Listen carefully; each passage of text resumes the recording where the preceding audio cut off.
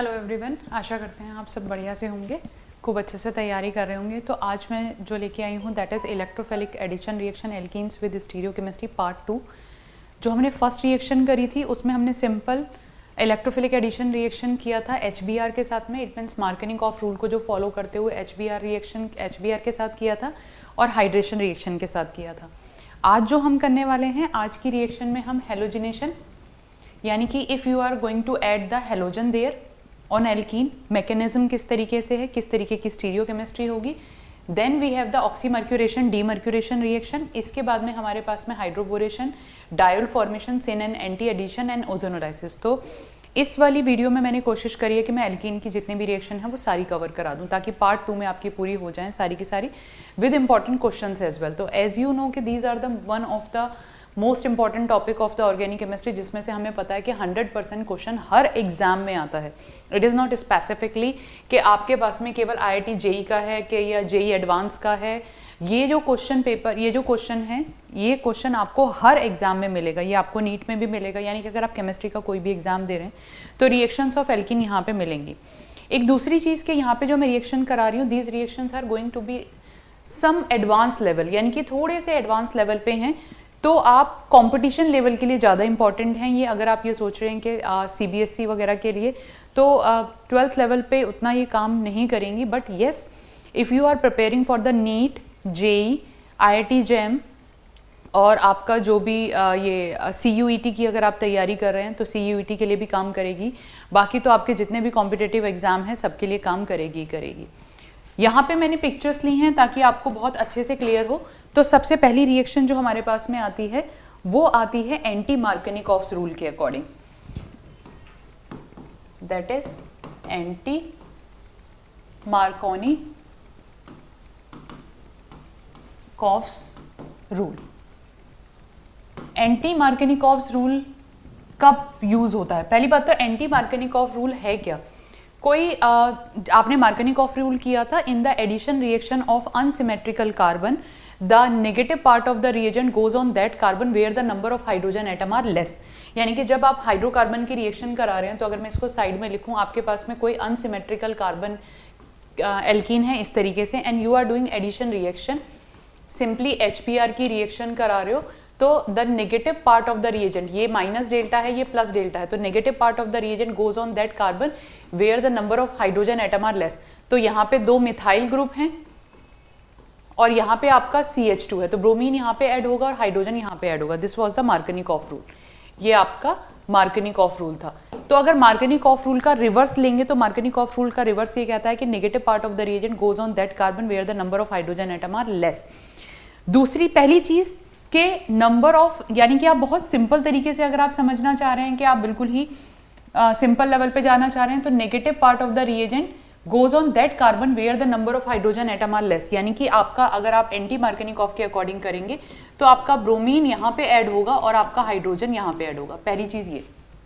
दूसरी चीज, anti Markovnikov rule या एंटी मार्कनी जो रिएक्शन है वो केवल HBr in presence of peroxide होती है। ये अधिकतर बच्चों को नहीं पता है। इट ओनली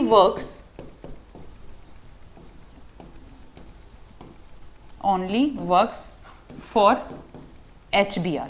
ये केवल HBr के लिए काम करेगी, यानी कि एंटी मार्कनिकॉफ रूल को जब आप फॉलो करेंगे तो वो केवल HBr के लिए फॉलो होगा। पहली चीज तो ऐसा नहीं है कि आप हर जगह एंटी मार्कनिकॉफ रूल को फॉलो करते हैं, ऐसा नहीं होता। HBr की रिएक्शन परऑक्साइड की प्रेजेंस में जब आप कराते हैं then it is going to work as a anti Markovnikov rule. HCl, HI वगैरह में ये काम नहीं करती है। तो फर्स्ट आपके पास में इंपॉर्टेंट पॉइंट ये आ गया। Second point, this reaction goes by the radical mechanism, यानी कि यहाँ पे अगर आप इंटरमीडिएट की बात करते हैं तो इंटरमीडिएट देयर यू हैव, यहाँ पे फ्री रेडिकल इंटरमीडिएट बनेगा, फ्री रेडिकल इंटरमीडिएट बनेगा। तो एक्चुअल में अगर मैं ये कहूँ कि इसको आप इलेक्ट्रोफिलिक एडिशन रिएक्शन कहेंगे तो ये इलेक्ट्रोफिलिक एडिशन रिएक्शन नहीं है। तो आप में अधिकतर बच्चों को ये कंफ्यूजन रहता है क्योंकि मैंने इसे यहाँ पे ले लिया, बट एक्चुअली ये इलेक्ट्रोफिलिक एडिशन रिएक्शन नहीं है, ये फ्री रेडिकल एडिशन रिएक्शन है। यानी कि एंटी मार्कनिकॉफ रूल आपकी फ्री रेडिकल रिएक्शन मैकेनिज्म है। यहाँ पे फ्री रेडिकल वाला पूरी रिएक्शन काम करती है, फ्री रेडिकल रिएक्शन मैकेनिज्म, ये आपकी इलेक्ट्रोफिलिक एडिशन रिएक्शन नहीं है, पर क्योंकि आप सारी एडिशन रिएक्शन आज ही करने वाले हैं तो मैंने इसे भी यहाँ पे ले लिया था, बट एक्चुअली ये इलेक्ट्रोफिलिक एडिशन रिएक्शन नहीं है, ये सारी ही एडिशन रिएक्शन है। अब अगर मैं इसमें मैकेनिज्म की बात करूं तो आपकी मैकेनिज्म काम किस तरीके से करती है। First of all I told you कि the reaction takes place in presence of the peroxide. अब आपके पास में जब भी परऑक्साइड होगा तो सनलाइट की प्रेजेंस में परऑक्साइड, या फिर अगर आप हीट कर दें, माना मैं ये लेती हूँ ROR, तो परऑक्साइड के प्रेजेंस में ये आपका परऑक्साइड है, या तो आप हीट कर दें या फिर आप सनलाइट की प्रेजेंस ले लें, तो ये जो परऑक्साइड है ये आपका फ्री रेडिकल बनाएगा, ये एल्कोक्सी फ्री रेडिकल बनाएगा। और ये एल्कोक्सी फ्री रेडिकल क्या करेगा, ये सबसे पहले जो आपने HBr लिया है उसमें से प्रोटॉन को एब्स्ट्रैक्ट करेगा। तो हाफ एरो बना रही हूँ क्योंकि फ्री रेडिकल मैकेनिज्म काम कर रही है। तो यहाँ पे आपके पास में आएगा ROH plus bromine free radical आ जाएगा। अब जो फर्स्ट स्टेप जो मेन रिएक्शन का काम करता है, ये तो आपका इनिशिएशन स्टेप हो गया, ये आपका इनिशिएशन स्टेप है, इनिशिएशन स्टेप। नेक्स्ट स्टेप आपका प्रोपेगेशन स्टेप आएगा। तो प्रोपेगेशन स्टेप में क्या होगा, जो ब्रोमीन फ्री रेडिकल है, अनसिमेट्रिकल एल्कीन को ही लेके ले रही हूँ ताकि आपको क्लियरली समझ आए, तो ये आपके पास में डबल बॉन्ड है, तो जो ब्रोमीन फ्री रेडिकल है ये अटैक उस पोजीशन पे करेगा, मैं दोनों जगह अटैक कर लेते हैं हम। तो ये जो ब्रोमीन फ्री रेडिकल है it can attach at that position, और इट कैन अटैच, दूसरा हम ले लेते हैं ब्लू कलर से ले लेते हैं, ये यहाँ पे भी अटैच कर सकता है। तो उसके अकॉर्डिंग मेरे पास में दो प्रोडक्ट बनेंगे। If I am taking the red product, तो रेड प्रोडक्ट में मेरे पास में ये आएगा, दोनों ही प्रोडक्ट को मैं ले रही हूँ, और अगर मैं रेड वाला प्रोडक्ट होगा तो मैं ब्रोमीन को यहाँ पे ऐड कर रही हूँ, और फ्री रेडिकल आपके पास में ये बनेगा। और अगर आपके पास में ब्लू वाला प्रोडक्ट होगा तो you are going to add bromine there, और यहाँ पे फ्री रेडिकल बनेगा। अब यही इंटरमीडिएट आपकी रिएक्शन को डिफाइन कर देते हैं कि कौन सा प्रोडक्ट आपका मेजर होगा और कौन सा प्रोडक्ट आपका माइनर होगा। अब अगर आपने ब्रोमीन को यहाँ पे ऐड किया है तो ये जो आपके पास में फ्री रेडिकल बना है, this is tertiary free radical, ये आपके पास में टर्शरी फ्री रेडिकल बना है। और जबकि यहाँ पे जो फ्री रेडिकल बना है ये प्राइमरी फ्री रेडिकल बना है। तो आपको पता है कि टर्शरी और फ्री रेडिकल में से tertiary free radical more stable होगा, ये आपका मोर स्टेबल होगा, और यही प्रोडक्ट आपका मेजर प्रोडक्ट होगा। ये इनिशिएशन प्रोपेगेशन स्टेप आ गया। नेक्स्ट स्टेप में ये फ्री रेडिकल क्या करेगा, ये फ्री रेडिकल आपके प्रोटॉन को एब्स्ट्रैक्ट करेगा, यानी कि जो टर्शरी फ्री रेडिकल आपके पास में बन गया था, you will take this one,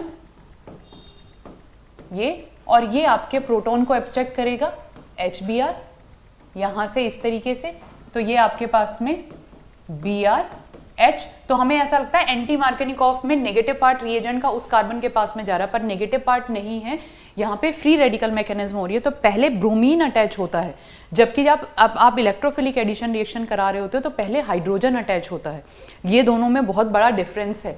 तो यहाँ पे ये आपके पास में एंटी मार्केनिकॉफ रूल के अकॉर्डिंग प्रोडक्ट आएगा और ये आ जाएगा, ठीक है। तो ये तो रिएक्शन मैकेनिज्म हो गई। अब उसके बाद में फिर Br है, ये Br फिर दूसरे मॉलिक्यूल पे अटैक करेगा, फिर आपका टर्मिनेशन स्टेप आएगा। तो उतना डिटेल में तो नहीं है क्योंकि हम ऑब्जेक्टिव पेपर की तैयारी कर रहे हैं। अब आता है मेन चीज़ कि हम इसकी स्टीरियोकेमिस्ट्री क्या लेंगे, स्टीरियोकेमिस्ट्री क्या हो सकती है। तो यहाँ पे एक मैंने पिक्चर ली है, if you can see it, के आप ये देख पा रहे हो कि ये मेरे पास में एल्कीन है। अगर आप यहाँ पे देखोगे ये एल्कीन वाले दो कार्बन है, ये मिथाइल ग्रुप है, ये मिथाइल ग्रुप है, यहाँ पे हाइड्रोजन ऐड हुआ है और यहाँ पे आपका ब्रोमीन आके ऐड हुआ है। बट अब क्योंकि जो आपका फ्री रेडिकल है वो भी आपका प्लेनर टाइप का ही कंपाउंड होता है, तो the bromine can attach from any of the side. तो यहाँ पे आपके पास में कोई स्पेसिफिक इस तरीके से स्टीरियोकेमिस्ट्री नहीं आएगी कि ब्रोमीन किस तरफ अटैच होगा। ब्रोमीन क्योंकि एल्कीन पर ब्रोमीन अटैच हो रहा है तो एल्कीन पर ब्रोमीन अटैच होगा। अब यहाँ पे तो दो ग्रुप सेम है, मैं अलग से कोई कंपाउंड ले लेती हूँ स्टीरियोकेमिस्ट्री के लिए। फॉर एग्जांपल मेरे पास में कंपाउंड ये है, मेरे पास में है C2H5CCH3 डबल बॉन्ड CH2, ये है, हम HBr करा रहे हैं इन प्रेजेंस ऑफ परऑक्साइड। तो फर्स्ट स्टेप में जब मेरे पास में कंपाउंड आएगा तो ब्रोमीन यहाँ पे आके अटैच होगा। ये तो आपका इसमें तो दो हाइड्रोजन है तो अबव द प्लेन और बिलो द प्लेन की तो कोई बात ही नहीं है, ये फ्री रेडिकल बन गया।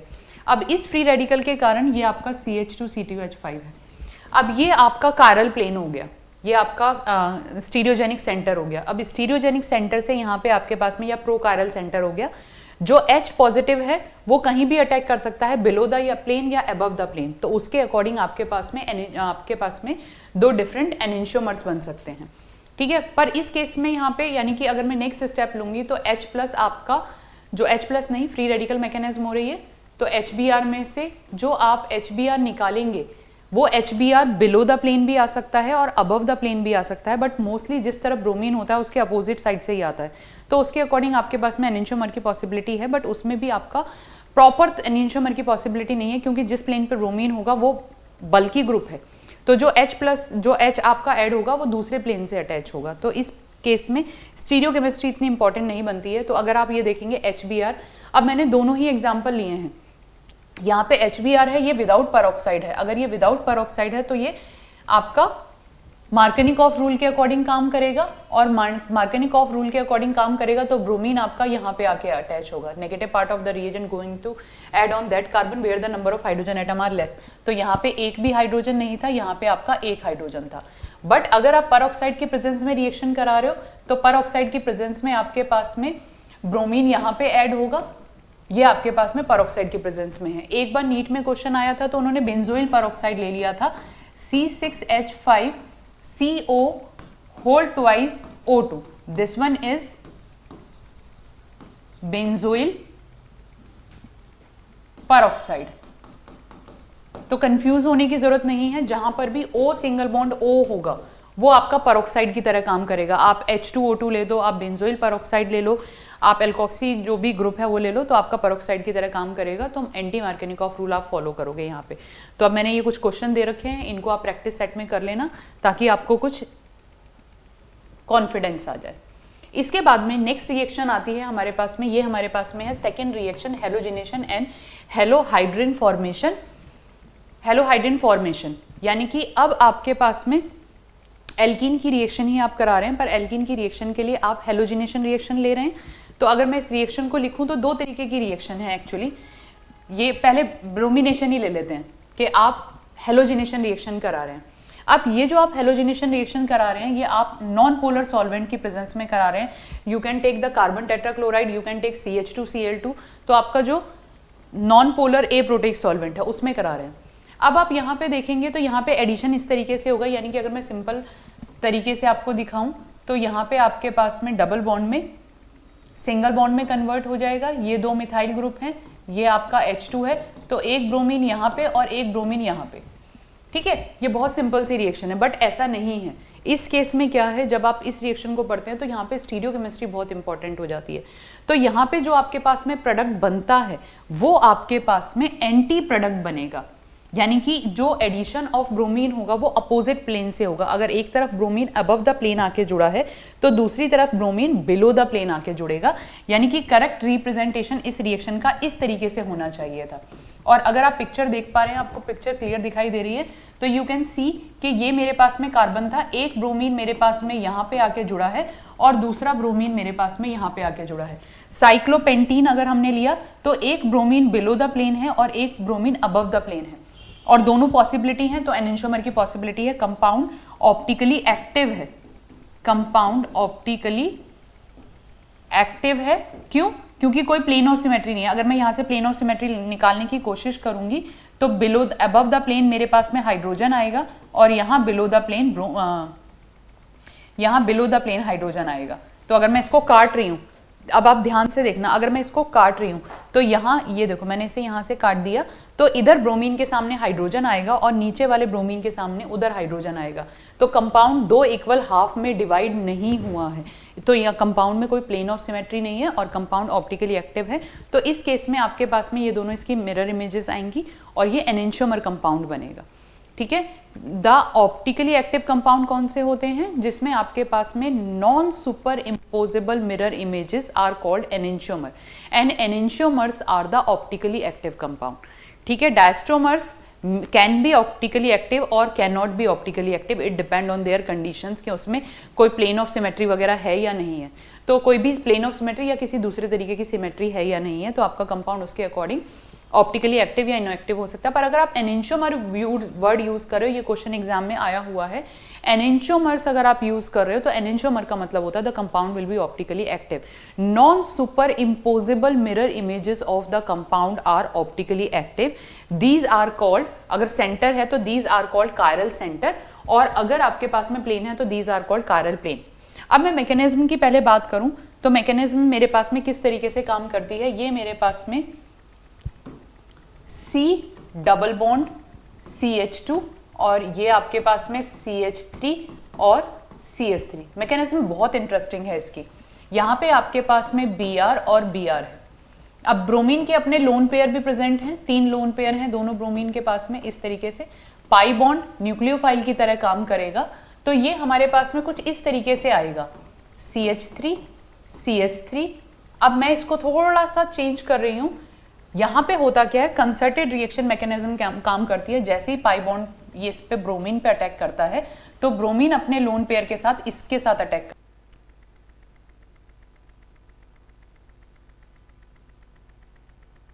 है। There you have a bromonium ion. अब ब्रोमोनियम आयन यहाँ पे आ गया तो इसमें आपके पास में कार्बोकैटायन लाइक कंडीशन जनरेट हो गया। अब ये बहुत इंपॉर्टेंट है, थोड़ा सा ध्यान से सुनना। तो यहाँ पे आपके पास में ब्रोमोनियम आ गया, कार्बोकैटायन तो बना नहीं, यानी कि यहाँ पे इंटरमीडिएट आपका कार्बोकैटायन नहीं बनता है, तो नो कार्बोकैटायन। तो अगर आप यहाँ पे देखेंगे तो नो कार्बोकैटायन, और अगर आपका कार्बोकैटायन नहीं बनेगा तो नो रीअरेंजमेंट। रीअरेंजमेंट रिएक्शन यहाँ पे पॉसिबल नहीं है। अब जो दूसरा ब्रोमीन जो निकला है Br नेगेटिव, वो जो न्यूक्लियोफाइल यहाँ पे अटैक करेगा, ये इलेक्ट्रोफिलिक एडिशन रिएक्शन ही है। ये आपके पास में इलेक्ट्रोफिलिक एडिशन रिएक्शन ही काउंट होती है, ठीक है। नो रीअरेंजमेंट, कार्बोकैटायन नहीं बनेगा, ब्रोमोनियम आयन बनेगा यहाँ पे आपके पास में। तो पॉइंट आप हर रिएक्शन के लिए इस तरीके से लिखते चलो। एक एक रिएक्शन लो, एक पेज ले लो, एक A3 साइज की शीट ले लो, एक रिएक्शन लिखो, उसके 4-5 पॉइंट कि उस रिएक्शन में क्या क्या हो रहा है। जैसे कि जब हमने आपका हाइड्रोहेलोजिनेशन किया था तो वहां पे कार्बोकैटायन बना था। जब हेलोजन दूसरा हेलोजन का एटम आके ऐड हुआ था तो वो कार्बोकैटायन पे ऐड हुआ था। यहाँ पे कार्बोकैटायन की पॉसिबिलिटी नहीं है। अब जो Br नेगेटिव आएगा वो कौन से कार्बन पे अटैक करेगा, यहाँ पे आपके पास में कार्बोकैटायन लाइक कंडीशन है। ये CH3 मैंने लिख दिया, ये CH3 नहीं CH2 होना चाहिए था। कार्बोकैटायन लाइक कंडीशन है। कार्बोकैटायन लाइक कंडीशन तो आपको पता है टर्शरी कार्बोकैटायन ज्यादा स्टेबल होता है प्राइमरी कार्बोकैटायन से। तो ये आपका टर्शरी है और ये आपका प्राइमरी टाइप है, यानी कि आप इसे इस तरीके से लिख सकते हैं कि ये आपके पास में टर्शरी है और ये प्राइमरी है। तो अब जो Br नेगेटिव अटैक करेगा वो इस टर्शरी वाले कंपाउंड पे अटैक करेगा, पर ये कौन सी साइड से अटैक करेगा, ये अपोजिट साइड से अटैक करेगा। यानी कि अगर मैं आपको यहाँ पे मैकेनिज्म दिखाऊं तो अगर ये ब्रोमीन ऊपर की तरफ है, यहाँ पे ये मेरे पास में ब्रोमीन कैटायन है, तो जो आपके पास में न्यूक्लियोफाइल आके अटैक करेगा, जो भी आपके पास में न्यूक्लियोफाइल है वो अपोजिट साइड से आके अटैक करेगा। तो अगर वो ऊपर की तरफ है तो वो नीचे की तरफ से अटैक करेगा। और ये भी देखो कि वो मोर सब्स्टिट्यूटेड पोजीशन पे अटैक कर रहा है। यहाँ पे ये जो C है ये आपके पास में H है, ये H है, और ये आपके पास में CH3 है, और ये आपके पास में H है और ये H है। तो इस कार्बन पे जो न्यूक्लियोफाइल आके अटैक करेगा वो अपोजिट साइड से अटैक करेगा, और इस तरीके की आपके पास में ट्राइसाइक्लिक ब्रोमोनियम आयन की रिंग बनेगी। तो इसमें आपके पास में ये यहाँ पे एंटी एडिशन होता है, और इसको आप अंडरलाइन कर लेना, यहाँ पे आपके पास में ये एंटी एडिशन है। एंटी एडिशन का मतलब है ब्रोमीन का एक एटम जहां पे अटैक करेगा दूसरा ब्रोमीन का एटम उसके अपोजिट साइड से अटैक करेगा। तो आपके पास में इस तरीके से जो प्रोडक्ट आएगा वो ये होगा।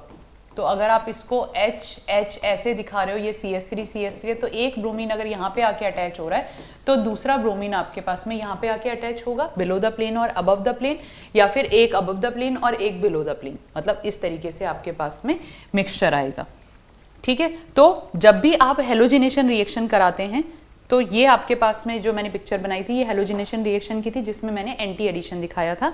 कार्बोकैटायन का फॉर्मेशन नहीं होगा तो रीअरेंजमेंट पॉसिबल नहीं है, एंटी एडिशन रिएक्शन है, ठीक है। ये इसकी पिक्चर्स हो गई। तो यहाँ पे कुछ एग्जाम्पल दे रखे हैं, जैसे कि अगर मैं ये वाला कंपाउंड ले लूँ, मेरे पास में डाई सब्स्टिट्यूटेड साइक्लोपेंटीन है, तो ये अगर आप ब्रोमीन इसमें ऐड करोगे तो अगर methyl group above the plane है तो ब्रोमीन ग्रुप अगर इस तरफ बिलो द प्लेन आया है तो इस तरफ जो ब्रोमीन है वो अबव द प्लेन आएगा और जो मिथाइल ग्रुप है वो बिलो द प्लेन चला जाएगा। तो आपको इस तरीके से स्टीरियोकेमिस्ट्री शो करनी है, ठीक है। डबल बॉन्ड यहाँ से हट जाएगा, तो ये डबल बॉन्ड आप यहाँ से हटा दीजिए इस तरीके से। ऐसे ही यहाँ पे Br2 का एडिशन करोगे आप, तो Br2 के एडिशन में ये आपके पास में आएगा कंपाउंड, ये। अब एक तरफ ब्रोमीन अबव द प्लेन दिखा दो, ये हाइड्रोजन दिखाने की जरूरत है, if you want to show it, तो ये आपके ऊपर है। और दूसरी तरफ जो ब्रोमीन है वो बिलो द प्लेन दिखाओ। अगर इसे बिलो द प्लेन दिखाओगे तो इसको फिर तुम अबव द प्लेन दिखा देना, ठीक है। तो इस तरीके से आपके पास में एंटी एडिशन होता है, वहां पे भी आपका एंटी एडिशन होगा, वहां पे भी आपके पास में एंटी एडिशन होगा। तो इस तरीके से आप प्रोडक्ट बना सकते हैं। अब आता है कि हमारे पास में एल्कीन, अब एल्कीन की हम बात कर रहे हैं। एल्कीन में you can have the cis alkene और द ट्रांस एल्कीन। अब अगर आपके पास में सिस एल्कीन है और आप एंटी एडिशन कर रहे हो तो आपके पास में प्रोडक्ट किस तरीके का बनेगा। ये आपके पास में सिस एल्कीन है, सिस एल्कीन है, ब्रोमीन का आप एंटी एडिशन कर रहे हो तो ब्रोमीन आपका अबव द प्लेन और बिलो द प्लेन आके ऐड हो रहा है। अगर आप इसका प्रोजेक्शन देखोगे, ये आपके पास में सॉहर्स प्रोजेक्शन है, अगर इसका न्यूमैन प्रोजेक्शन देखोगे तो इसका न्यूमैन प्रोजेक्शन इस तरीके से आएगा। ब्रोमीन यहाँ पे आया, हाइड्रोजन यहाँ पे आया और मिथाइल ग्रुप यहाँ पे आया। दूसरी में ब्रोमीन यहाँ पे, हाइड्रोजन यहाँ पे और मिथाइल ग्रुप यहाँ पे। ये इसका न्यूमैन प्रोजेक्शन हो गया। अब इस न्यूमैन प्रोजेक्शन को अगर आप रोटेट करा के इसे फिशर प्रोजेक्शन में कन्वर्ट करोगे, ये आपका सॉहर्स होता है, this is the सॉहर्स projection, this one is the Newman projection and this one is a Fisher projection। ये आपके पास में फिशर प्रोजेक्शन है। फिशर प्रोजेक्शन में जो आपके कंपाउंड हैं वो एक्लिप्स्ड फॉर्म में होते हैं, ये आपके एक्लिप्स्ड फॉर्म में है। तो जब मैं इसको रोटेट कराऊंगी और रोटेट कराने के बाद में इसको लेके आऊंगी तो आप ये देखो कि यहाँ पे तो अभी आपको मिथाइल सामने दिख रहा है, एच सामने दिख रहा है। अब मैं इसको रोटेट करा देती हूँ। रोटेट में इस तरीके से करा रही हूँ कि मिथाइल ग्रुप सामने आया है। Now I am doing this thing कि मैंने इसे 60 डिग्री पे यहाँ पे इस तरीके से रोटेट करा दिया, तो मिथाइल के सामने मिथाइल आएगा ये वाला, ब्रोमीन के सामने यहाँ पे हाइड्रोजन आएगा और यहाँ ब्रोमीन के सामने आपके पास में हाइड्रोजन आएगा। तो आपको इस तरीके से कंपाउंड मिलेगा और ये कंपाउंड आपका होता है थ्रियो। इस कंपाउंड को आप बोलते हो थ्रियो। थ्रियो कंपाउंड मिलेगा, दोनों आइसोमर्स मिल सकते हैं। तो आपकी और क्योंकि प्लेन ऑफ सिमेट्री नहीं है तो एनेंशियोमर बनेंगे, यहाँ पे एनेंशियोमर बनेंगे। तो सिस कंपाउंड में एंटी एडिशन कराया तो आपके पास में थ्रियो प्रोडक्ट बना और एनेंशियोमर बने। अब अगर मैं ट्रांस कंपाउंड लूं तो ट्रांस कंपाउंड में अगर एंटी एडिशन मैं करा रही हूँ, ये मेरे पास में ट्रांस कंपाउंड है, ट्रांस कंपाउंड में एंटी एडिशन कराया तो ये ब्रोमीन यहाँ पे, ये ब्रोमीन यहाँ पे आ गया। इसका आप न्यूमैन प्रोजेक्शन बनाओ तो न्यूमैन प्रोजेक्शन आगे वाला मेरे पास में ये ब्रोमीन है, यहाँ पे मेरे पास में मिथाइल ग्रुप है, there we have hydrogen and the back side we have the bromine, there we have hydrogen and there we have methyl group। अब मिथाइल को मिथाइल के सामने रोटेट करा के लाओ, मिथाइल को मिथाइल के सामने, if you are going to convert that one in Fischer projection तो एक्लिप्स फॉर्म में लाओ। मिथाइल के सामने मिथाइल आ गया। मिथाइल के सामने जब आप पीछे वाला अगर आप रोटेट करा रहे हो तो यू कैन सी कि जैसे आप मिथाइल को रोटेट कराओगे तो हाइड्रोजन के सामने हाइड्रोजन आ जाएगा और ब्रोमीन के सामने ब्रोमीन आ जाएगा and that compound will be meso compound. ये आपका मीजो कंपाउंड है। This compound will be optically inactive,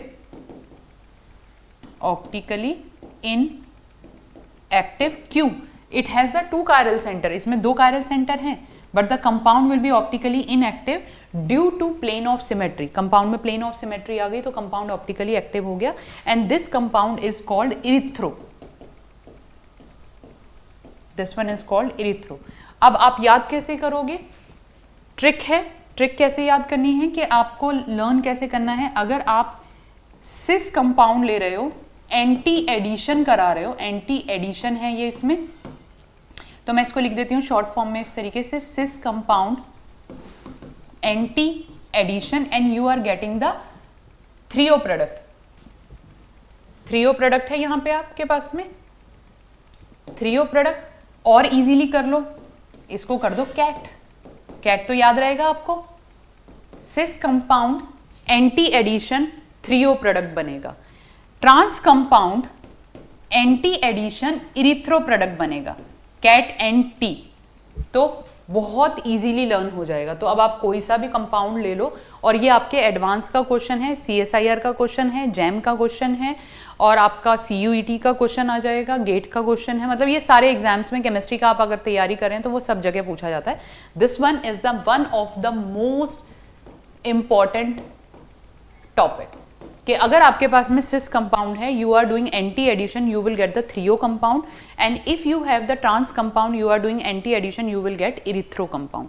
तो इरिथ्रो कंपाउंड, या you can learn that compound in term of the meso also, और मीजो होगा तो ऑप्टिकली इनएक्टिव है, जबकि थ्रियो कंपाउंड है तो you will get the enantiomer of that compound. तो इस तरीके से आप स्टीरियोकेमिस्ट्री भी लर्न कर सकते हो। अब द सेम रिएक्शन, अगर मैं उसी सेम रिएक्शन को, अभी तो हम CHCl2 की प्रेजेंस में कर रहे थे, you are doing the reaction Cl2 and CH2Cl2 या फिर CCl4 की प्रेजेंस में कर रहे थे, तो you are getting the same compound. But अब मैंने क्या किया, वी चेंज द सॉल्वेंट, और सॉल्वेंट हमने कर दिया H2O। अब अगर आपका H2O सॉल्वेंट हो गया तो फर्स्ट स्टेप सेम होगा, ट्राईसाइक्लिक रिंग बनेगी क्लोरोनियम आयन की, बट नेक्स्ट स्टेप में जो अटैक करेगा वो क्लोरीन आयन नहीं करेगा। उस केस में आपका H2O as a nucleophile is going to attack, और यहाँ पे जो आपके पास में प्रोडक्ट आएगा, तो आपके पास में जो प्रोडक्ट आप यहाँ पे लिखोगे, ये जो आपके पास में प्रोडक्ट आएगा,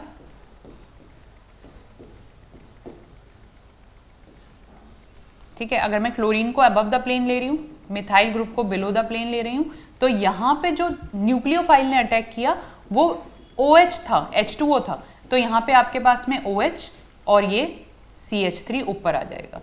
तो इस केस में आपके पास में जो नेक्स्ट स्टेप होगा, नेक्स्ट स्टेप में आपके पास में ट्राईसाइक्लिक रिंग बनेगी फर्स्ट स्टेप में, और सेकंड स्टेप में आपके पास में H2 अटैक करेगा। यानी कि आप इसको इस तरीके से देख लो कि मेरे पास में यहाँ पे ये कंपाउंड था, ये क्लोरोनियम आयन बनेगा इस तरीके से, डबल बॉन्ड हटा देती क्योंकि क्लोरोनियम आयन यहाँ पे अटैच हो चुका है, कार्बोकेटायन लाइक कंडीशन आ गई। तो अब जो यहाँ पे आपके पास में न्यूक्लियोफाइल काम करेगा वो न्यूक्लियोफाइल H2O काम करेगा, और H2O के लिए आपके पास में फिर यहाँ पे ये क्लोरीन यहाँ पे, और ये आपके पास में OH3 पॉजिटिव आ जाएगा, एसिडिक मीडियम है, ये निकल जाएगा। तो ये आपके पास में इस तरीके से अपोजिट साइड, तो ये आपके पास में क्लोरोहाइड्रेन बन गया, OH और Cl दोनों ही सेम रिएक्शन है, बट थोड़ा सा फर्क है, मीडियम का फर्क आएगा। तो डोंट कंफ्यूज इन दैट कि अगर आपके पास में मीडियम सॉल्वेंट मीडियम है, H2O मीडियम है, तो आपके पास में क्लोरोहाइड्रेन या हेलोहाइड्रेन बनेगा, और अगर आपके पास में नॉन पोलर सॉल्वेंट या CCl4 CH2Cl है तो आप डाई हेलोजिनेशन करेंगे। तो the mechanism will be same, no rearrangement is possible. Next we have oxymercuration, demercuration. Oxymercuration, demercuration क्यों इंपॉर्टेंट है? When you are doing addition reaction और when you are preparing the alcohol from alkene in acidic condition, पहली बात तो acidic strong conditions होती हैं, तो आपके पास में बहुत स्ट्रॉन्ग एसिडिक कंडीशन लेनी पड़ती है। दूसरी चीज़ कि उस एसिडिक कंडीशन में आपके पास में साथ के साथ ये भी पॉसिबिलिटी है कि आपका कंपाउंड रीअरेंज हो जाएगा। बट इस रिएक्शन की सबसे अच्छी इंपॉर्टेंस क्या है? No carbocation. अभी हम मैकेनिज्म बात करेंगे, बट अगर हिंट दूं तो आपको सेम ब्रोमोनियम आयन वाली ट्राईसाइक्लिक रिंग बनेगी। No carbocation, no rearrangement. Rearrangement according to Markovnikov rule, Markovnikov rule के अकॉर्डिंग आप हाइड्रेशन रिएक्शन करा रहे हैं, यानी कि कर आप हाइड्रेशन ही रहे हो, but in that hydration reaction there is no carbocation, no rearrangement, और आपको एल्कोहल प्रोडक्ट मिलेगा, सिंगल प्रोडक्ट मिलेगा। यानी कि हम करते क्या है यहाँ पे, जब हम इसका ऑक्सीमर्क्यूरेशन लेते हैं तो we have HgO acetyl whole twice, ये आपके पास में कंपाउंड होता है। OHG एसिटाइल में ये आपके पास में एल्कीन जब अटैक करेगा तो एल्कीन यहाँ पे अटैक करेगा, इसका O एसिटाइल निकल जाएगा, और जो OHG पे जो इलेक्ट्रॉन है वो फर्दर बैक अटैक करेंगे। तो सेम आपके पास में उसी तरीके की ट्राईसाइक्लिक रिंग बनेगी, ये HgO एसिटाइल वाली। ये अब क्या होगा, नेक्स्ट स्टेप में आप डीमर्क्यूरेशन करेंगे, तो डीमर्क्यूरेशन में आप NaBH4 के साथ रिएक्शन कराएंगे। पर पहले यहाँ पे ये HgO एसिटाइल इस तरीके से ट्राईसाइक्लिक रिंग आ गई। ट्राईसाइक्लिक रिंग में फिर आपका जो H2O आपने लिया वो यहाँ पे अटैक करेगा, कार्बोकेटाइन लाइक कंडीशन आ गई ये, तो आपका जो OH आएगा वो मोर सब्स्टिट्यूटेड कार्बन पे आ गया, ये HgO एसिटाइल आ गया। फिर आप NaBH4 के साथ में इसका रिडक्शन करा दोगे या डीमर्क्यूरेशन करा दोगे, यहाँ पे आपके पास में हाइड्रोजन आके ऐड हो जाएगा। तो आपके पास में प्रोडक्ट बना मार्कनिकॉफ रूल के according, but the tricyclic ring बनी इस तरीके से और no carbocation formed and no rearrangement possible. तो आप यहाँ पे ये हमेशा ध्यान रखना कि अगर मैं इस तरीके का कोई कंपाउंड ले रही हूँ, ये मेरे पास में कंपाउंड था और इस कंपाउंड की रिएक्शन अगर मैं H3O पॉजिटिव के साथ कराऊंगी तो आई विल गेट, यहाँ पे आपके पास में रीअरेंज प्रोडक्ट बनेगा इस तरीके से OH, जबकि आप मर्क्यूरेशन जब कराओगे तो नो रीअरेंज प्रोडक्ट बनेगा मार्कनिकॉफ रूल के अकॉर्डिंग। तो इन दोनों रिएक्शन में इस तरीके से आपका फर्क है। ओके,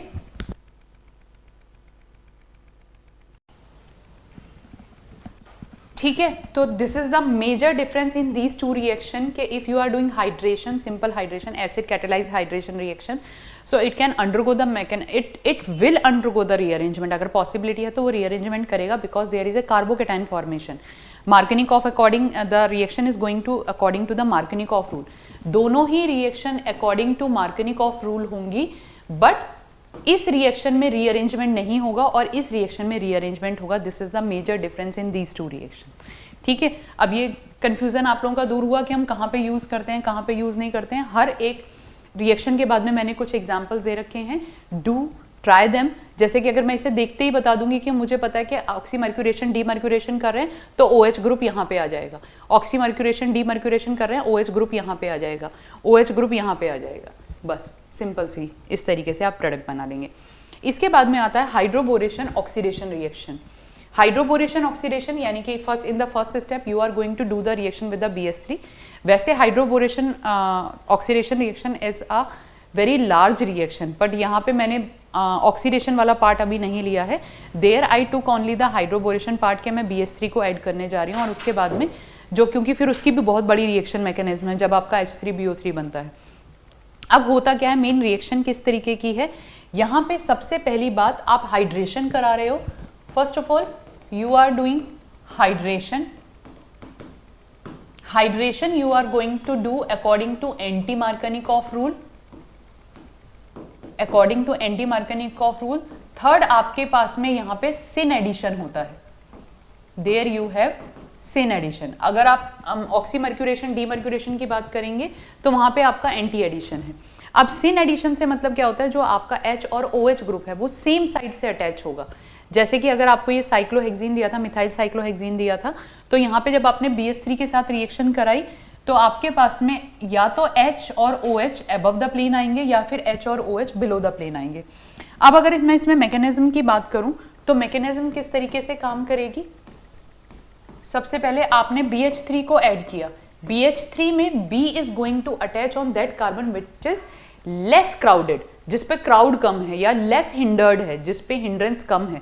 तो अगर आप इन दोनों एल्कीन की बात करेंगे, so in on that alkene you have the one of the methyl group, but जबकि इस एल्कीन पे आपके पास में हाइड्रोजन है, तो the BH3 group is going to add on that carbon which is less hindered. यानी कि ये आपके पास में आया और कंसंट्रेटेड रिएक्शन मैकेनिज्म होगी कि अगर ये अबव द प्लेन है तो यहाँ पे आपके पास में ब्रोमीन आपका यहाँ पे ऐड हुआ H, और यहाँ आपके पास में ये जो ब्रोमीन है, ये ब्रोमीन पे नेगेटिव चार्ज आने की वजह से ये ब्रोमीन यहाँ पे आके ऐड हो जाएगा। या फिर और इसको एलोबरेट करूँ तो you can write like in this way कि यहाँ पे आपके पास में H आ गया, ये आपके पास में B नेगेटिव हुआ, तो सेम साइड से अटैक कर रहे हैं। It can attack from the below the plane और it can attack from the above the plane. यानी कि आपके पास में यहाँ पे ये कंपाउंड आ जाएगा।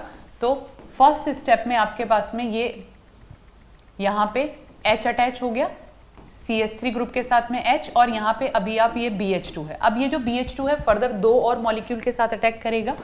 तो 2 स्टेप के बाद में you will have this condition CH3, अब मैं प्रोटॉन इतना शो नहीं कर रही हूँ, you will have B whole thrice there. ठीक है, ये हो गया। अब इसके नेक्स्ट स्टेप में आप इसका ऑक्सीडेशन कराते हैं। Oxidation you are going to take H2O2 OH negative and H2O, तो यहाँ से B हट जाएगा and you will get that OH group there, और उसके साथ में आपके पास में B3OH होल थ्राइस बनेगा। तो इसमें बहुत बड़ी मैकेनिज्म है कि पहले OH नेगेटिव बना, आपका परऑक्साइड का नेगेटिव बन न्यूक्लियोफाइल बना, उस न्यूक्लियोफाइल बोरोन पे अटैक करेगा, फिर वहाँ पे उसमें आपका रीअरेंजमेंट रिएक्शन होगी।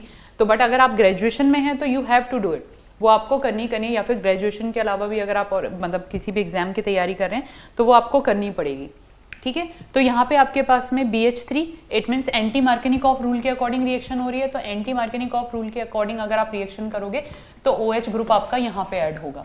तो इस तरीके से आपके पास में क्वेश्चंस हैं, यू कैन सॉल्व देम, इनको करो और प्रैक्टिस करोगे तो और अच्छे से पता चलेगा। बट सिन एडिशन होता है, you have to understand that condition कि there is a syn addition, OH और H सेम साइड से अटैक करेंगे, either they can attack from above the plane और they can attack from below the plane, तो उसे आप सिन addition बोलते हैं।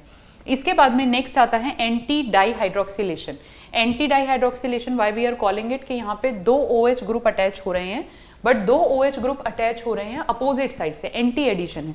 पर एंटी एडिशन ये किस तरीके से हुआ, पहले एल्कीन का इपॉक्सीडेशन कराया, ये आपने कराया इपॉक्सीडेशन, इसे इपॉक्साइड में कन्वर्ट किया। And how we are going to convert that alkene into epoxide, कि अगर आपको ये एल्कीन दी है तो अगर आप इसकी परऑक्साइड के साथ रिएक्शन करा दो, and what type of the peroxide you can take place, normally peroxide क्या दिया होगा तो आपको देखते ही पता चल जाना चाहिए कि एल्कीन में इपॉक्साइड बनेगा, बट आप generally we can take peroxy acetic acid and meta chloro peroxy benzoic acid, the short form is MCBPA।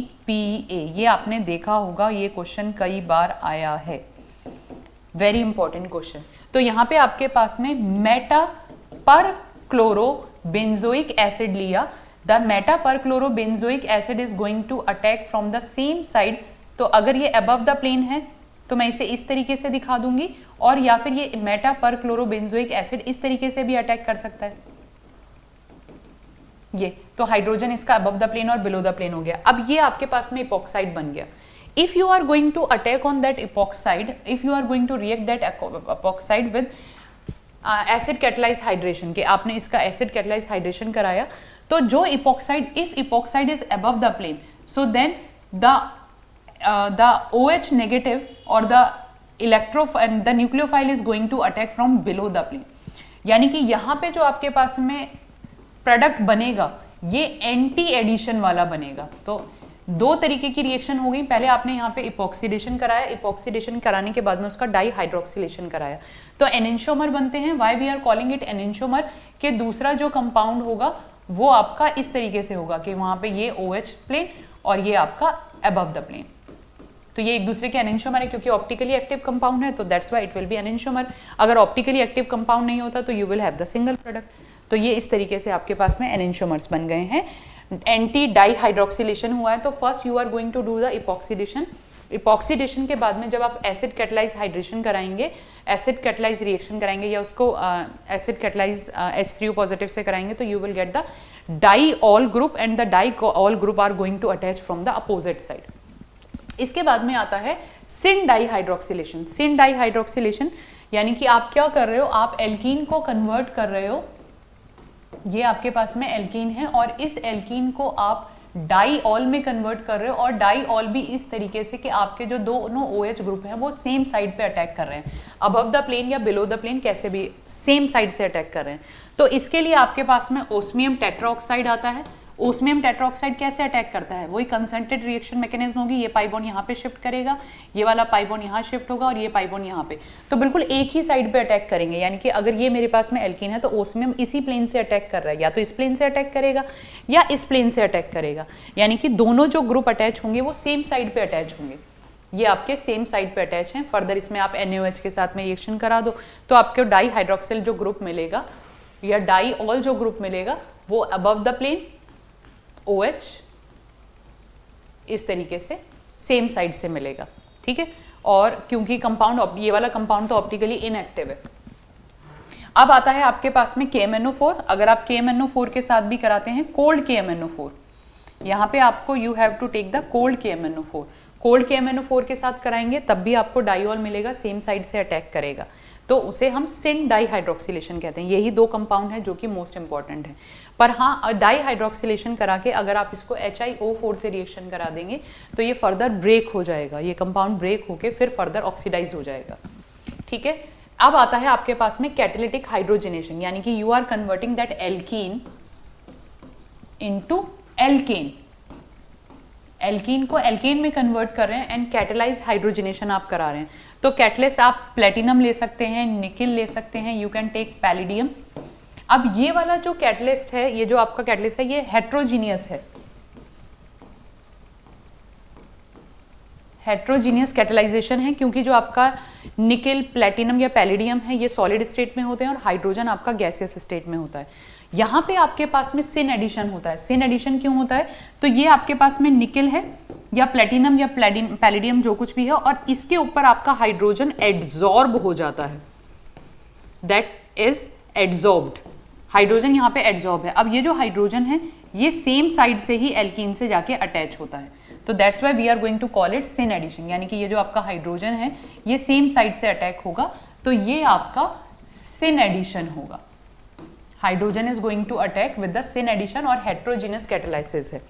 इसके बाद में आपके पास में आता है सिन एडिशन है पर आप होमोजीनियस कैटेलाइसिस करा रहे हैं। होमोजीनियस कैटेलाइसिस ये आपके पास में आता है Wilkinson catalysis. This is the Wilkinson catalysis, rhodium का कंपाउंड है, PPH3 ट्राइफिनाइल फॉस्फीन के 3 मॉलिक्यूल हैं आपके पास में, ये आपके पास में 3 मॉलिक्यूल हैं और यहाँ पे क्लोरीन है।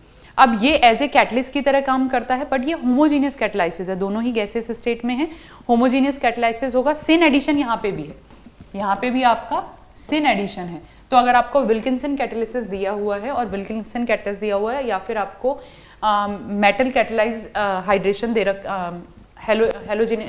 हाइड्रोजनेशन दे रखा है, दोनों ही केस में आपके पास में सिन एडिशन है। और अगर आपका कंपाउंड ऑप्टिकली एक्टिव है तो you will have the enantiomer there, दो अबव द प्लेन और बिलो द प्लेन मिलेंगे आपको उसके अकॉर्डिंग, ठीक है। तो होमोजेनियस कैटेलाइसिस हो गया। इसके बाद में आता है आपके पास में oxidative cleavage and that is ozonolysis. Very important, बहुत इंपॉर्टेंट है, बहुत इंपॉर्टेंट है, बहुत इंपॉर्टेंट है, क्वेश्चन मिलेगा ही मिलेगा। And those student those knows me, जिनको पता है कि अगर मैंने कहीं इंपॉर्टेंट लिखा है और कहीं मैंने हॉट लिखा है तो यानी कि वो क्वेश्चन आपको एग्जाम में मिलेगा ही मिलेगा। अभी तो नई क्लासेस शुरू हुई हैं, बट हाँ we will discuss after the exam कि जो क्वेश्चन मैंने क्लास में कराए थे आपको उसमें से कितने क्वेश्चन आपके एग्जाम में मिले हैं। ओके, अब बात करते हैं ओजोनोलाइसिस की। Ozonolysis you studied in the very simple form कि आपने क्या किया, आपने ओजोनाइड बनाया था और उसका फिर आपने रिडक्शन करा दिया, DMS di methyl sulphur oxide ले सकते हैं, you can take H2O2 and ZNO ले सकते हैं। तो होगा क्या, यहाँ पे जो डबल बॉन्ड है ये दोनों तरफ ऑक्सीजन टूट जाएगा, ठीक है, ये ऑक्सीजन टूट के डबल बॉन्ड बन गया। ये आपकी बहुत ही सिंपल वाली रिएक्शन है। बट अगर आप इस रिएक्शन की मैकेनिज्म की बात करते हैं कि आप इसको और थोड़ा एडवांस लेवल पे लेके चाहते हैं, तो यू विल सी कि there is a rearrangement taking place in between the reaction. सबसे पहले क्या होता है, जब हम एल्कीन ओजोन की अगर हम बात करें तो ozone has this kind of the structure, O यहाँ पे नेगेटिव और यहाँ पे ये पॉजिटिव, 1 2 3 4 5 6 3 अनपेयर्ड, मतलब 3 लोन पेयर हैं और यहाँ पे 1 लोन पेयर है, यहाँ पे 2 लोन पेयर है। अब ये जो ओजोन है, ये जो ओजोन का स्ट्रक्चर मैंने यहाँ पे बनाया, ये पॉजिटिव और ये O नेगेटिव, इस पे एल्कीन यहाँ पे अटैक करेगा, इसका ये पाई बॉन्ड यहाँ पे शिफ्ट होगा और ये अपने नेगेटिव चार्ज के साथ यहाँ पे अटैक करेगा। तो you will have this kind of ring structure and this is called initial ozonide, या फिर इसे हम बोलते हैं मोलोजोनाइड। इनिशियल ओजोनाइड या फिर मोलोजोनाइड। मोलोजोनाइड क्यों कह रहे हैं, क्योंकि एक एल्कीन के मॉलिक्यूल के साथ में, 1 मोल एल्कीन के मॉलिक्यूल के साथ में 1 मोल ओजोन ऐड होंगे, तो दिस वन इज कॉल्ड मोलोजोनाइड। अब ये जो मोलोजोनाइड है it will undergo the rearrangement reaction. ये कैसे रीअरेंजमेंट करेगा, यहाँ पे आपके पास में ये देखो, पहले मैं इसके यहाँ पे बीच में ब्रेकिंग दिखा देती हूँ कि ये कैसे ब्रेक होगा। यहाँ पे आपके पास में ये वाला जो पाई बॉन्ड है, ये पाई मतलब जो सिग्मा बॉन्ड है ये यहाँ पे आएगा, ये वाला सिग्मा बॉन्ड यहाँ पे जाएगा और ये ऑक्सीजन अपने लोन पेयर के साथ में इसके साथ बॉन्ड बनाएगा। यानी कि आपके पास में ये कंडीशन आ गई, डबल बॉन्ड O, ये वाला जो आया, देखो ढंग से देख लेना, यहाँ पे ये वाला जो डबल बॉन्ड O है ये इस ऑक्सीजन के साथ अलग हो गया जिसे मैं यहाँ पे बना रही हूँ, और जो दूसरे वाला है आपके पास में, there you have double bond और ये आपके पास में डबल बॉन्ड O, और यहाँ पे ये O, इस O पे नेगेटिव चार्ज है और इस O पे पॉजिटिव चार्ज है। और कार्बोनाइल ग्रुप में आपको पता है ये आपका पॉजिटिव सेंटर होता है, ये आपका नेगेटिव सेंटर है, इलेक्ट्रोफाइल और न्यूक्लियोफाइल। तो अब क्या होगा, ये जो O नेगेटिव है, this O negative is going to act as a nucleophile, it will attack on electrophilic position, और यहाँ से ये जो पाई बॉन्ड है ये इस वाले कार्बन पे अटैक करेगा। तो अब आपका पूरा जो कंपाउंड है वो देखो किस तरीके से हो गया। ये आपके पास में ये वाला जो ऑक्सीजन है, अगर मैं बिल्कुल जो मैं स्ट्रक्चर बना रही हूँ मैं उसके तरीके से बात कर रही हूँ, ये वाला पाई बॉन्ड यहाँ पे शिफ्ट हो गया, तो आपके पास में ये ऑक्सीजन यहाँ पे आ गया, ये डबल बॉन्ड आ गया, और इस वाले ऑक्सीजन ने इस वाले ऑक्सीजन के साथ में, ये वाले ऑक्सीजन ने इस वाले ऑक्सीजन के साथ में बॉन्ड बना लिया इस तरीके से। तो ये पाई बॉन्ड मैं जो इसको शो करूंगी, मैं इसको ऐसे शो करना ज़्यादा अच्छे से पसंद करूंगी, सो दैट कि आपको कंफ्यूजन ना हो। ये था आपके पास में ये, तो यहां से ये एरो इधर आ जाएगा, तो ये जो ऑक्सीजन है वो बॉन्ड बनाएगा डबल बॉन्ड के साथ में, तो ये आपका ओजोनाइड बन गया। अब ये ओजोनाइड स्ट्रक्चर जो है, इस ओजोनाइड स्ट्रक्चर की आप डीएमएस डाईमिथाइल सल्फाइड के साथ में आप रिएक्शन करा सकते हो इस तरीके से, CH3 डाईमिथाइल सल्फाइड के साथ में, या फिर आप Zn और H2O ले सकते हो। तो Zn और H2O लोगे तो उसका रिडक्शन हो जाएगा, यानी कि अगर मैं यहाँ पे इसकी फर्दर DMS डाईमिथाइल सल्फाइड भी ले सकते हैं, या फिर आप ZnNH2O ले सकते हैं, ZnNH2O ले सकते हैं। तो Zn और H2O में आपका जो जिंक, जो ये वाला जो ऑक्सीजन है वो जिंक के साथ आ जाएगा, ZnO अलग हो जाएगा, और यहाँ पे ये वाला बॉन्ड भी आपका ब्रेक हो जाएगा, तो ये आपके पास में डबल बॉन्ड O इस तरीके से आएगा।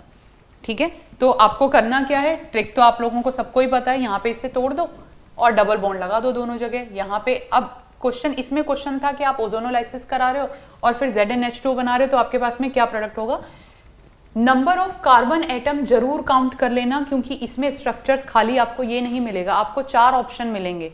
तो और यहीं पे बच्चे गलती करके जाते हैं, आपने पूरी तैयारी करी है और number of carbon atom count नहीं करे हैं। तो करने का तरीका क्या है, 1 2 3 4 5 6 7 7 कार्बन है, सेकेंड और 7th कार्बन के बीच में ऑक्सीजन बना दो, यानी कि आपके पास में 1 2 3 4 5 6 7, तो 7 और 2nd कार्बन के बीच में आप ऑक्सीजन बना दोगे। अब आपको ये कंपाउंड दिया है C10H16, इसमें आपने ओजोनोलाइसिस कराया और ये वाला कंपाउंड आपसे बन गया, मतलब ये कंपाउंड दिया हुआ है, तो आपको रिएक्टेंट बताना है, ये बताना है कि आपके पास में रिएक्टेंट क्या होगा। अब आप यहाँ पे देखो 1 2 3 4 5 5 ऑक्सीजन 5 कार्बन है और यहाँ पे C10 दे रखा है, तो सिंपल सी बात ये है, यानी कि आपके पास में जो कंपाउंड होगा वो इस तरीके का होगा, डबल बॉन्ड यहाँ और डबल बॉन्ड यहाँ। तो जब हमने इसका ओजोनोलाइसिस कराया तो यहाँ पे ऑक्सीजन आ गया और यहाँ पे ऑक्सीजन आ गया, तो इस तरीके से आप रिएक्टेंट बना सकते हो। यहाँ पे इसको तोड़ दोगे डबल बॉन्ड O बन जाएगा। तो ये ओजोनोलाइसिस के ये बहुत इंपॉर्टेंट क्वेश्चन है जो कि इस तरीके से आते हैं। अब आप इसे लर्न कर सकते हो। लर्न करने के लिए कंप्लीट टेबल है, addition of halogen of alkene, addition of halogen of alkene anti addition होता है। एल्कीन पर जब आप हेलोजन का एडिशन कराते हैं एंटी एडिशन होता है। तो मैंने जो आपको शॉर्ट फॉर्म दी थी CAT कैट और T, इस तरीके से आप याद कर सकते हो। हाइड्रोक्सिलेशन KMNO4 के साथ कराओगे, सिन ऑक्सीडेशन है सिस सिन इरिथ्रो। अब इसको आप सिस, क्योंकि ये आपके पास में सिन एडिशन है, सिस सिन इरिथ्रो, तो ये दोनों चीजें चेंज हो जाएंगी। तो मैं इसे कैसे याद करती हूँ कि आपको कैट और टी याद है, उसके बाद में आपको क्या करना है, सिस करना है, सिन एडिशन करना है और ये इरिथ्रो हो जाएगा। टी आपको याद है, trans addition, trans compound, syn addition, और आपके पास में 3 हो जाएगा TST। तो आप इस तरीके से इसे याद कर सकते हो। हाइड्रोक्सिलेशन आप करेंगे, हाइड्रोक्सिलेशन विद परऑक्साइड, तो पहले इपॉक्साइड बनेगा और इपॉक्साइड बनने के बाद में जो OH ग्रुप आएगा वो आपके पास में ट्रांस एडिशन वाला आएगा, यानी कि यहाँ पे आपके पास में अगर आप करेंगे तो ये अबव द प्लेन OH और यहाँ पे आपके पास में below the plane OH group आएगा। सिस एंटी एडिशन 3O, तो ये तो कैट ही है, ये तो आपका कैट हो गया। उसके बाद में डीहाइड्रोहेलोजिनेशन ऑफ एल्काइल ग्रुप। अच्छा, एंटी एलिमिनेशन अभी हमने एलिमिनेशन तो किया नहीं है, ये हम नेक्स्ट क्लास में पढ़ेंगे। और ये मैंने एक छोटा सा चार्ट आपको ऐड कर दिया है विद क्या बोलते हैं आप उसको, चीट शीट या complete sheet, complete reaction of alkene. तो कंप्लीट रिएक्शन अगर मैं फर्स्ट से शुरू करूंगी तो यहाँ पे देखो, ये मैंने HX का एडिशन किया है और फिर इस पूरे चार्ट पे अब आप लिख लो कि कहाँ पे आपके पास में सिन एडिशन है, कहाँ के आपके पास में एंटी एडिशन है। ये एल्कीन की एडिशन की सारी रिएक्शन दे रखी है। ये ओजोनोलाइसिस हो गया, ये ओस्मियम टेट्रोक्साइड हो गया, ये KMnO4 हो गया, कोल्ड KMnO4 लिया है हमने, एल्कली कोल्ड KMnO4। ये आपका इपॉक्सीडेशन के बाद में जो दूसरा हाइड्रोलिसिस कराया है, ये आपका हेलोहाइड्रिन फॉर्मेशन हुआ है, ये आपका हेलोजिनेशन है, ये H2 इन प्लेटिनम है, ये आपका हाइड्रोबोरेशन ऑक्सीडेशन है, ये आपका हेलोजिनेशन ऑक्सी मर्क्यूरेशन डीमर्क्यूरेशन है, ये आपका हाइड्रोलिसिस है, और ये HBr है एंटी मार्कनिकॉफ रूल के according. So these are the overall reaction of the alkene. तो आपकी 2 पार्ट में आपकी कंप्लीट एल्कीन की रिएक्शन हो जाती है। इससे बाहर आपको एल्कीन की एक भी रिएक्शन नहीं आएगी, क्योंकि रीअरेंजमेंट वगैरह फिर आप कर सकते हो यहाँ पे, बट हाँ most of the reaction I try to कि मैं इसमें कवर कर लूँ। तो CUT की जो बच्चे तैयारी कर रहे हैं, जो आप एडवांस की तैयारी कर रहे हैं, मेंस की तैयारी कर रहे हैं, नीट की तैयारी कर रहे हैं, या फिर जो भी आप प्रिपरेशन कर रहे हैं, दैट इज़ द कंप्लीट और पूरा मतलब पूरा ऑथेंटिकेटेड है। कोई भी ऐसा वो नहीं है कि कुछ भी इधर उधर से लिया गया है। फॉरेन ऑथर की बुक्स हैं, आपको पता है कि मैंने कहाँ से लिया है। मैं जितना भी बुक जो मटेरियल ला रही हूँ, they are related to the Clayden या फिर आपकी ब्रूस या स्मिथ या इन सारी रिएक्शन से ही, इन सारी बुक से ही लेके। तो और उसमें भी आपका जो मोस्ट इंपॉर्टेंट पार्ट है, जो कि आपके लिए, जो आपको बहुत कम टाइम लगेगा तैयार करने में, you can easily do that. बाकी मिलते हैं नेक्स्ट रिएक्शन के साथ में। नेक्स्ट टॉपिक शायद मेरा आइसोमेरिज्म होगा, क्योंकि आइसोमेरिज्म हर बार आ रहा है और उसमें से आप में से काफ़ी बच्चों को आइसोमेरिज्म में तब भी कन्फ्यूजन रहता है। तो शायद next class I am going to take on the isomerism, but थोड़ा सा टाइम लगता है PPT वगैरह बनाने में। So that's all. बट हाँ, आप लोग you will see the video, please subscribe, comment करिए कि आपको क्या चाहिए, कैसे करना है, तो हम लोग उसके अकॉर्डिंग वर्क करेंगे। हाँ, मेरे पास में कुछ कमेंट्स अभी आ रहे हैं, तो मैंने बोला भी था कि I am trying to take the live session मैं लेने वाली हूँ। और अगर आप प्लीज़ कमेंट कर दीजिए कि लाइव सेशन में आर यू इंटरेस्टेड के, जैसे कि मेरे पास में काफ़ी BPSC वाले बच्चों के कमेंट आ रहे हैं कि मैम हफ्ते में एक बार प्लीज़ BPSC की करा दीजिए, या जो भी क्लास है, तो प्लीज़ आप कमेंट में मुझे सेंड करिए, so that I can plan according to that. Thank you. Keep healthy, health पे ध्यान दो और फिर उसके बाद पढ़ाई पे ध्यान दो। आपको यही 2 चीज़ें करनी है, ओके बच्चा? क्योंकि आपकी लाइफ में अभी सबसे ज़्यादा चीज़ क्या है कि आपको अपना फ्यूचर बनाना है, और फ्यूचर बनाने के लिए आपको अपनी हेल्थ सबसे इंपॉर्टेंट है। क्योंकि मैंने कुछ बच्चे ऐसे देखे हैं जो हेल्थ पे ध्यान नहीं देते हैं, एग्जाम के टाइम में बीमार हो जाते हैं।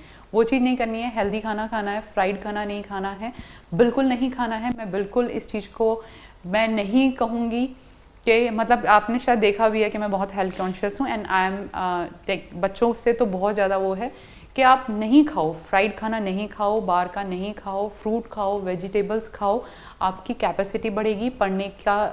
अदरवाइज़ जो आप फ्राइड खाना खाते हो, आपकी बॉडी लेथार्जिक हो जाती है। जब आप हेल्दी खाना खाते हो तो आप अच्छे से तैयारी कर सकते हो, और हेल्दी एक्सरसाइज, मतलब थोड़ा हेल्दी एक्सरसाइज भी करो। क्योंकि जो बच्चे 6-6, 8-8, 10-10, 12-12 घंटे बैठ के पढ़ाई कर रहे हैं, क्योंकि मुझे पता है, तो प्लीज़ थोड़ा सा मूव करो, थोड़ी सी चलो।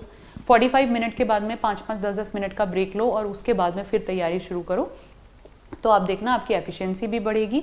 और 1 घंटा अपने लिए ज़रूर निकालो, चाहे आप किसी भी क्लास के स्टूडेंट हो, आप 10th के, 9th के, 11th के, 12th के, ग्रेजुएशन पे किसी भी क्लास के। Okay, and subscribe, like and share. Thank you, bye.